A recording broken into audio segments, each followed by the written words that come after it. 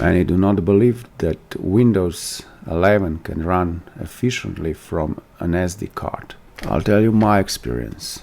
Installing it to an SD card may take longer than installing it to an SSD drive, especially on an SSD drive connected through PCIe connection. But when running it, so when you are starting from an SD card, it will take longer because Windows is mad about file system caching. It will use a great portion, usually about 40% of its available memory. For example, if you have Raspberry Pi 5 with 8 gigabytes of RAM, and of course in this case all of the 8 gigabytes would be available, then around 3 and 3.7 gigabytes would be available for caching. And to cache this amount of data from an SD card, which is not in particular fast, may take quite some time. And that's why you will have to wait for Windows to get responsive, about 5 to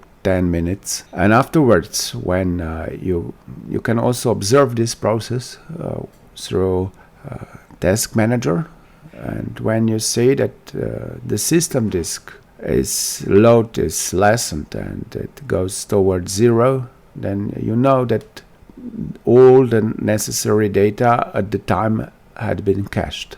And this is what usually bothers you if you're using Windows with an SD card. Otherwise, if you're using it for a whole day, I must say that it works okay.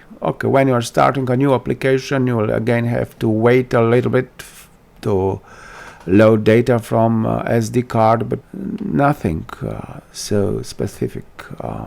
Except when you are shutting it down. Then again, you have to wait longer because data has to be written, cached data, altered data from the drive has to be written back to the physical drive. In this case, this is an SD card, and it will also take some time.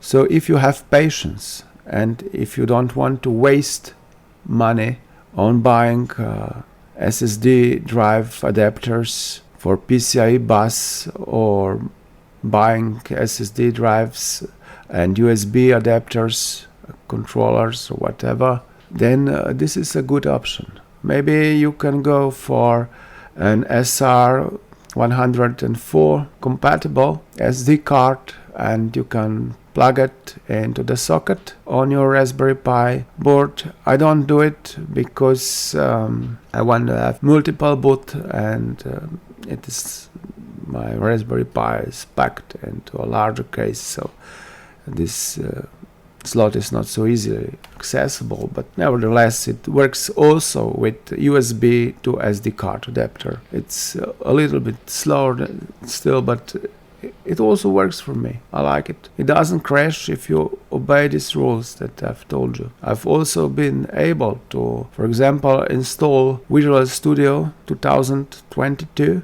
with all its modules enabled, so I can program whatever I want actually. And it took me a little more than 2 hours to install and to expand. So it's all automated. It actually occupies 37 gigabytes on your system drive. So in this case, everything went smoothly. So this is about what you can do if you don't want to waste money on SSD drives or adapters and so on. I hope you liked this video. If so, press like and subscribe buttons and don't forget the notification bell. See you in the next video. Bye.